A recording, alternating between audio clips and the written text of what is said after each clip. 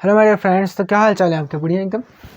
तो मैं आप सभी का स्वागत करता हूं वेक्टर के डॉट प्रोडक्ट के एक और नए लेक्चर में, जहां पे मैं लेके आया हूं कुछ क्वेश्चंस वेक्टर के डॉट प्रोडक्ट से रिलेटेड। और एक क्वेश्चन आपको बोर्ड पे दिख भी रहा होगा, है ना। थोड़ा सा काला दिखता है ना, क्योंकि मैंने कॉन्ट्रास्ट को थोड़ा सा कम करके रखा है। और अगर कॉन्ट्रास्ट को थोड़ा सा ज़्यादा करता तो ये दिखता ही नहीं है। तो मैं थोड़ा सा काला दिखता हूँ, और ऑब्वियसली बात काला हूँ, ऐसा नहीं है। तो चलिए शुरू करते हैं। और क्वेश्चन ये है, if vector A B and C are non zero vectors और such that vector a dot b is equal to vector a dot c, then find geometrical relation between vectors। पहला क्वेश्चन है, आप इसको pause करके video को try कर सकते हैं, और जो आलस कर रहे हैं, जिनको नहीं ट्राई करना वो यहाँ पे देख सकते हैं। हमें गिवन है सॉल्यूशन में, गिवन डैट क्या गिवन है कि vector a dot B sorry vector a b और c, सबसे पहले क्या गिवन है कि जीरो नॉन जीरो है, यानी जो इनका मैग्नीट्यूड है वो जीरो नहीं है। और हमें ये गिवन है vector a dot vector b is equal to vector a dot c। और इसको मैं ऐसा लिख सकता हूँ, और vector a dot vector b plus of minus of vector a dot c, minus of vector a dot c is equal to zero vector. और करके हम इसको लिख सकते हैं, वेक्टर a कॉमन कर सकते हैं, vector b minus of vector c। ये डिस्ट्रीब्यूटिव लॉ है, यहाँ पे क्या है, by distributive law. So law लिखना चाहिए बाई डिस्ट्रीब्यूटिव प्रॉपर्टी। क्या लिखूँ, बाई डिस्ट्रीब्यूटिव प्रॉपर्टी, ठीक है। और ये भी हमें पता है कि इसको हम लोग इधर से कर सकते हैं। अब यहाँ पे आप देखिए, हमें ज्योमेट्रिक रिलेशन मिल गया है कि दो वेक्टर्स हैं, उनका डॉट प्रोडक्ट क्या आ रहा है, जीरो आ रहा है। ये जीरो वेक्टर नहीं होगा, जीरो होगा। अब जीरो वेक्टर यहाँ तक था, यहाँ पे नहीं होगा, क्योंकि दो वेक्टर का अगर डॉट करते तो यहाँ पे एक स्केलर आता है, और स्केलर मतलब जीरो, एक नंबर है। अब हमें गिवन है कि दो वेक्टर का जो डॉट प्रोडक्ट है वो क्या है, जीरो है। इसका मतलब क्या है कि जो वेक्टर ए है वो परपेंडिकुलर होगा वेक्टर बी माइनस सी के। और इसका एक रिलेशन और हो सकता है कि हमें गिवन है और कि वेक्टर ए की वैल्यू तो जीरो हो नहीं सकती, वेक्टर ए की वैल्यू तो जीरो हो नहीं सकती, लेकिन जो वेक्टर बी माइनस सी का मैग्नीट्यूड है वो जीरो हो सकता है। यानी वेक्टर बी माइनस सी का जो मैग्नीट्यूड है वो जीरो हो सकता है। ये तो हो सकता है कि नहीं हो सकता है, क्योंकि डॉट प्रोडक्ट क्या होता है, वेक्टर ए का magnitude into vector B minus C का मैग्नीट्यूड इंटू जीरो, ठीक है। और दो वेक्टर हैं, हमने पहला केस क्या ले लिया, एंगल के ऊपर। दूसरा ये तो जीरो नहीं हो सकता, लेकिन ये तो जीरो हो सकता है, तो मैग्नीट्यूड में बी जीरो हो सकता है। यानी अगर हम बात करते हैं दो वेक्टर अल्फा डॉट बीटा का dot product, alpha beta cos theta, तो अगर ये जीरो है, alpha dot beta is equal to zero है, तो इसका ये मतलब है कि अल्फा या तो जीरो हो या तो बीटा जीरो हो, और जो कॉस थीटा की वैल्यू है वो जीरो हो, है ना। दोनों, इन दोनों में से कोई एक चीज़ जीरो कोई एक चीज़ जीरो हो सकती है। क्या बोला मैं, कोई एक चीज़ जीरो हो सकती है। अब अल्फा तो जीरो हो नहीं सकता, क्योंकि अल्फा की जगह पे क्या है, वेक्टर ए, और वेक्टर ए क्या है, नॉन जीरो है। लेकिन वेक्टर बी जीरो हो सकता है, क्योंकि वेक्टर बी माइनस सी है, और कॉस थीटा जीरो हमने पहले ही मान लिया, क्योंकि कॉस थीटा की वैल्यू हमने 90 कर ली है। तो क्या ये क्वेश्चन आपको समझ में आया? तो आप इसको नोट करें, और ऐसे क्वेश्चन को और ट्राई करेंगे, क्योंकि मैं ऐसे ढेर सारे क्वेश्चन नहीं लेके आया हूँ। तो आप इसको नोट करें। तो अपने पास नेक्स्ट क्वेश्चन है, find the angle between the vectors I cap minus 2j cap plus 3k cap and 3i cap minus 2j cap plus k cap. तो हमें दो वेक्टर के बीच का एंगल बताना है, और एंगल बताने के लिए हमें पता है कि दो वेक्टर के बीच का एंगल हम कैसे बताते हैं, cos theta is equal to vector A dot vector B upon magnitude of vector A into magnitude of vector B. तो यानी हमें निकालना है वेक्टर ए डॉट बी। सबसे पहले इन दो वेक्टर का डॉट प्रोडक्ट लिखते हैं, और ऊपर वेक्टर ए का मैग्नीट्यूड लिखेंगे और वेक्टर बी का मैग्नीट्यूड आपस में मल्टीप्लाई कर देंगे। सिंपल है, ट्राई करिए। क्वेश्चन मैंने बता दिया है, वीडियो को पॉज कर लिया, ट्राई करिए, और यहाँ पे आइए, आप अपना रिजल्ट मिलाइए, ठीक है। तो वेक्टर ए डॉट बी करना है, यानी आई 2j plus of I minus 2j plus of 3k dot 3i minus of 2j plus of k upon. अब यहाँ पे देखिए, दो वेक्टर का डॉट है, और अगर ऐसे वेक्टर आपको दिए रहे और उनका मैग्नीट्यूड निकालने को बोल दिया जाए तो कैसे करते हैं। अगर ऐसा आपको बोला जाए तो कैसे करते हैं कि हम लोग क्या करते हैं, अंडर रूट में लिखते हैं, ठीक है। फिर जो आई कैप के कोफिशिएंट का square plus of J cap के कोफिशिएंट का square plus of K cap के कोफिशिएंट का स्क्वायर, ठीक है। ये हो गया वेक्टर ए का मैग्नीट्यूड। और फिर अपने पास है वेक्टर बी का मैग्नीट्यूड, तो उसका भी ऐसे निकालेंगे, आई कैप के कोफिशिएंट का square plus of J cap के कोफिशिएंट का square plus of K cap के कोफिशिएंट का स्क्वायर। अगर आप ध्यान दें तो ये अपने पास गिवन है ऊपर वाला, फिर ये अपने पास गिवन है। आगे इसको सॉल्व करते हैं। दो वेक्टर का डॉट प्रोडक्ट कैसे निकालते हैं कि हमने अभी पिछले वीडियो में, टर्न गलती से निकल जाता है, पिछले वीडियो में हमने सीखा था कि अगर आपको दो वेक्टर का डॉट प्रोडक्ट ऐसे निकालना तो आई कैप के कोफिशिएंट को आई कैप के साथ, जे कैप के कोफिशिएंट को जे कैप के साथ, के कैप के कोफिशिएंट को के कैप के साथ मल्टीप्लाई करके ऐड कर लेते हैं, मतलब सम कर लेते हैं। अब क्या करेंगे, आई का कोफिशिएंट यहाँ पे क्या है 1 है, यहाँ पे क्या है 3 है, तो 1 मल्टीप्लाइड बाई 3 यानी 1 इंटू 3 तो कितना हो जाएगा 3। फिर यहाँ पे क्या है -2 है, फिर -2 मतलब -2 2 ज़ा 4 यानी माइनस माइनस हो जाएगा प्लस, फिर 2 2 ज़ा 4 और यहाँ पे क्या है 3 1 ज़ा 3 और यहाँ पे क्या हो जाएगा 3 9 1 10 प्लस 4 14 और यहाँ पे 14 तो यहाँ पे हो जाएगा √14 मतलब स्क्वायर हो जाएगा। तो सॉल्व करेंगे और मिलेगा ये हो जाएगा 10/14 और यहाँ पे हमें cos थीटा की वैल्यू मिलेगी 5/7 और theta is equal to cos inverse 5/7।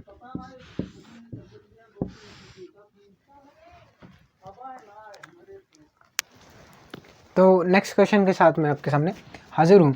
अब ये क्वेश्चन कैसे करते हैं, आपको क्वेश्चन पता है, find the projection of vector A on vector B, यानी हमें प्रोजेक्शन निकालना उस वेक्टर का इस वेक्टर पर। कैसे निकालते हैं हमें पता है, प्रोजेक्शन ऑफ वेक्टर मतलब एक वेक्टर का प्रोजेक्शन, मतलब प्रोजेक्शन का फॉर्मूला याद है, कैसे कर रहे थे हमें, मतलब बी cos थीटा एक साइड रखना था, तो हमें याद है vector A dot vector B upon vector B, यही तो था मैग्नीट्यूड ऑफ वेक्टर बी। अब सॉल्व करते हैं, दो वेक्टर का डॉट प्रोडक्ट करना है, तो यानी हमें इन दोनों का डॉट प्रोडक्ट करना है और डायरेक्ट में लिख रहा हूँ। अब ध्यान दीजिए और डायरेक्ट लिखने की कोशिश करिएगा क्योंकि इससे स्टेप भी कम होते हैं और टाइम भी बचता है। तो आई कैप का अगर इन दोनों वेक्टर का डॉट प्रोडक्ट लिखते तो क्या करते हैं, 7 1 जा 7 प्लस ऑफ -1 1 -3 और 1 मतलब हो जाएगा -3, फिर प्लस ऑफ 7 8 जा 56 अपॉन मैग्नीट्यूड ऑफ बी यानी 7 का स्क्वायर प्लस 1 प्लस ऑफ, चल लिख लेते हैं, 7 का स्क्वायर हो जाएगा 49 प्लस 1 हो जाएगा प्लस 8 8 जा 64 और इसको सॉल्व करेंगे तो शायद आएगा 114 और 9 1 10 और हाँ 6 4 10 11, ठीक है। तो आइए इसको सॉल्व करते हैं तो कितना हो जाएगा 7 - 3 यानी हो जाएगा 60 अपॉन 114 रूट में, यानी ये हो जाएगा projection of A on B. Simple था क्वेश्चन, पक्का, ठीक है। अच्छा, जो मैंने अभी कॉन्ट्रास्ट वाली बात बोली थी वो आपको दिखा दे रहा हूँ कि कैसे मतलब चेंज होता है। आप देखिएगा अगर मैं कॉन्ट्रास्ट को मतलब बढ़ाता हूँ तो फिर आपको ऐसा दिखना शुरू हो जाता है, ठीक है, और अगर घटाता हूँ तो फिर चीज़ें ऐसे दिखनी शुरू हो जाती हैं। तो यहाँ पे आपको ज़्यादा क्लियर दिखता है, इसलिए मैं कॉन्ट्रास्ट को थोड़ा सा कम रखता हूँ, है ना। कोई अगर आपके पास इसका सॉल्यूशन हो तो फिर बताइएगा, नोट करें इसको। तो आपके सामने एक और क्वेश्चन लिख दिया है मैंने और आप इस क्वेश्चन को सॉल्व करेंगे वीडियो को पॉज करके। क्या है यार, वीडियो पॉज नहीं करते, मतलब मेरा ही वेट करने लगता है ना, मैं करता हूँ। देखो अब हमें बोला गया कि vector A dot I is equal to vector A dot I plus J, तो हमें ये क्वेश्चन सॉल्व करना है कि हमें क्वेश्चन समझ में आ रहा है ना कि A dot I is equal to A dot I plus J is equal to ये है। अब हमसे बोल रहा है कि आप बताइए यूनिट वेक्टर ए तो हम लोग पहले मानेंगे लेट, क्योंकि हमें वेक्टर ए नहीं पता तो हम लेट करेंगे, लेट या लेते हैं vector A is equal to X I cap plus of Y J cap plus of Z K cap, ठीक है। अब हमें इस कंडीशन को फॉलो किया गया था अकॉर्डिंग टू क्वेश्चन, हम ही आवा थी अकॉर्डिंग टू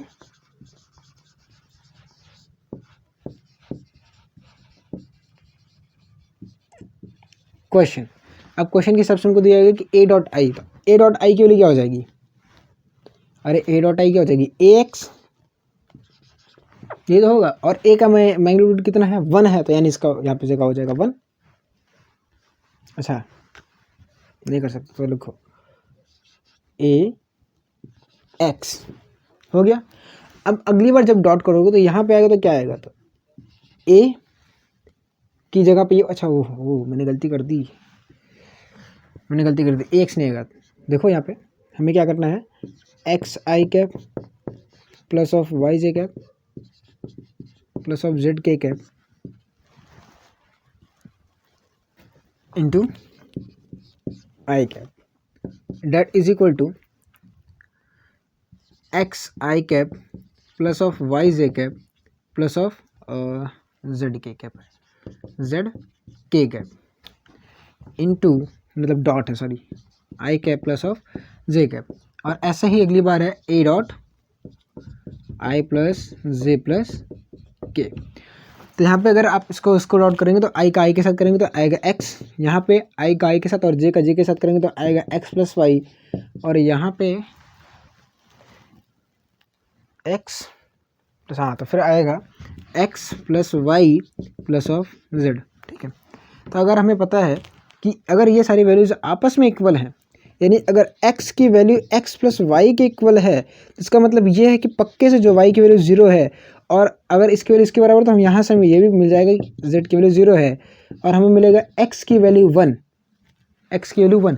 अब बोलोगे भैया x की वैल्यू 1 कैसे लिखी? जादू से नहीं लिखा, क्योंकि हमें मिला है magnitude of a is equal to 1 है, तो यानी a वेक्टर माना क्या है, हो जाएगा एक्स आई कैप, और गिवन है वेक्टर a जो है वो यूनिट वेक्टर है, यानी इसका मैग्नीट्यूड कितना है 1 है, तो इसका मतलब ये पक्के से होगा कि वेक्टर a जो है इसकी वैल्यू आई कैप होगी।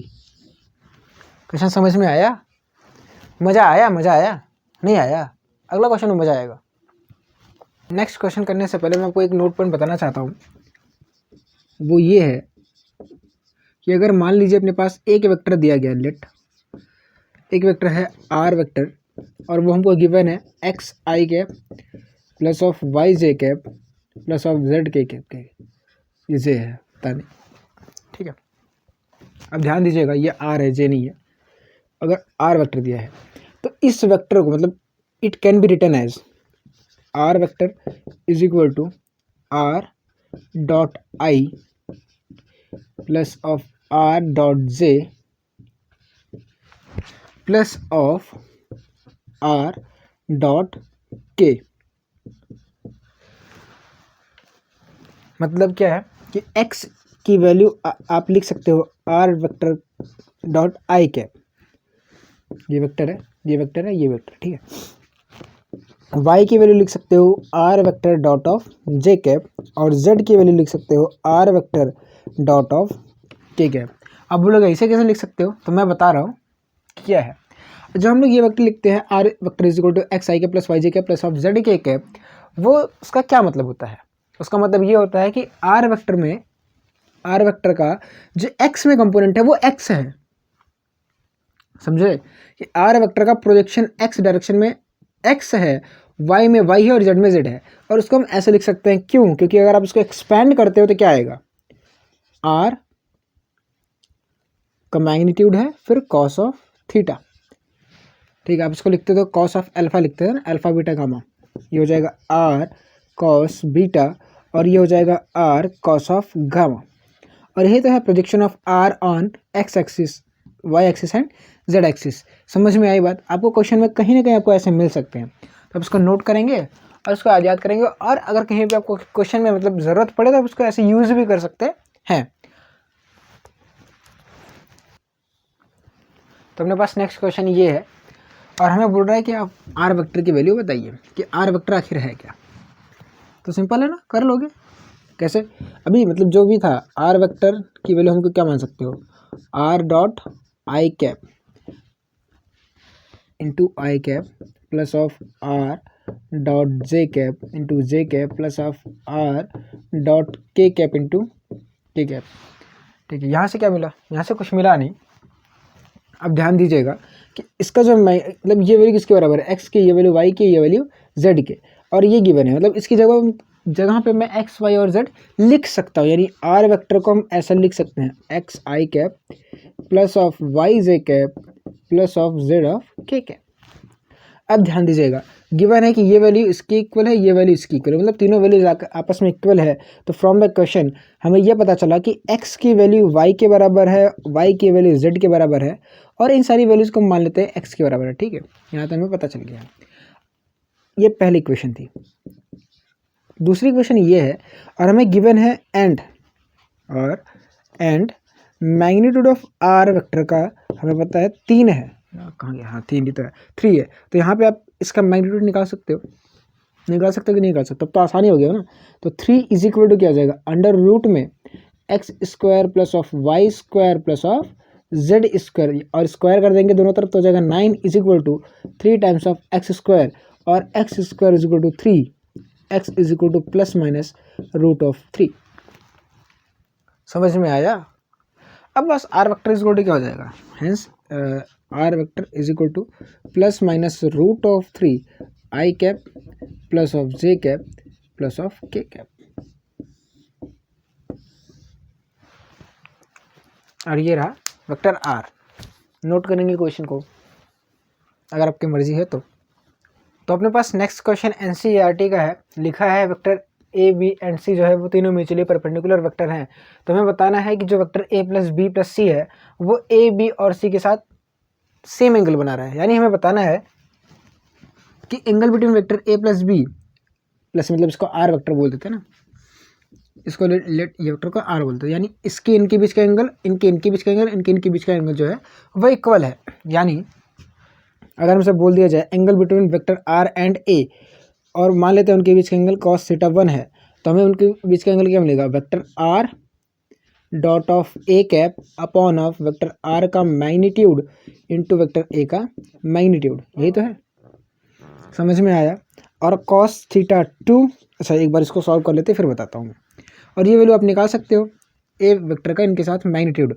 और हमें ये गिवन है, क्या क्या गिवन है, अच्छा थोड़ा सा मैं मिटा लेता हूँ फिर बताता हूँ कि क्या क्या गिवन है और कैसे इसको सॉल्व करना है। बहुत छोटा सा क्वेश्चन है, एनसीईआरटी का है, लेकिन हाँ बहुत अच्छा क्वेश्चन भी है क्योंकि एक बार के लिए दिमाग में हिट नहीं करता कि कैसे करना है। ठीक है, पता नहीं मुझे हिट किया था, मुझे नहीं लग रहा था कि मैं कैसे कर पाऊँगा मतलब एक बार सोचना पड़ा कि मैं कैसे इसको करूँ, है ना। सच्चाई ये है और आप सबके साथ मैं बिल्कुल ट्रांसपेरेंट रहता हूँ, है ना। ध्यान दीजिएगा कि हमें गिवन है vector A is perpendicular to vector B perpendicular to vector C.